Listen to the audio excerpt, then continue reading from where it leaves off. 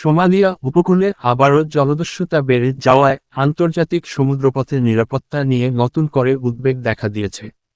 সামুদ্রিক কর্তৃপক্ষ জানিয়েছে, সাম্প্রতিক সময়ে একের পর এক জাহাজ অপহরণের ঘটনায় ঝুঁকির মাত্রা উল্লেখযোগ্য পর্যায়ে উন্নীত করা হয়েছে। ব্রিটিশ সামুদ্রিক সংস্থা জানিয়েছে, রোববার ২৭শে এপ্রিল একটি কার্গো জাহাজ সশস্ত্র ব্যক্তিদের দ্বারা দখল করে সোমালিয়ার আঞ্চলিক পানিতে নিয়ে যাওয়া হয়েছে। এটি এক সপ্তাহে অন্তত চতুর্থ ঘটনা।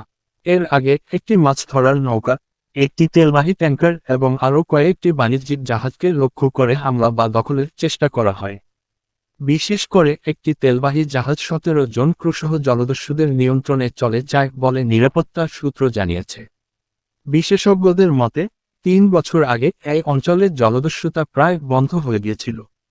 তবে সাম্প্রতিক সময়ে আবারও তা ফিরে এসেছে, যা আন্তর্জাতিক শিপিং শিল্পকে উদ্বিগ্ন করে তুলছে। দুর্বল নিরাপত্তা পরিস্থিতি এবং অনুকূল আবহাওয়া ছোট নৌযান দিয়ে হামলার সুযোগ বাড়াচ্ছে। ইউকেএমটিও জানিয়েছে, জাহাজগুলোকে সতর্কভাবে চলাচল করতে এবং উচ্চ নিরাপত্তা ব্যবস্থা গ্রহণ করতে বলা হয়েছে। কিছু ক্ষেত্রে জাহাজের ক্রুরা প্রতিরোধ গড়ে তুললে হামলাকারীরা পিছু হটেছে বলেও জানানো হয়। ২০০৫ থেকে ২০১২ সালের মধ্যে সোমালিয়া উপকূলে জলদস্যুরা মুক্তিপণ আদায়ের মাধ্যমে শত শত মিলিয়ন ডলার আয় করেছিল বলে বিশ্বব্যাংকের হিসাব। বর্তমানে নতুন করে এই কার্যক্রম শুরু হওয়ায় বৈশ্বিক বাণিজ্য রুট আবারও ঝুঁকির মুখে পড়েছে।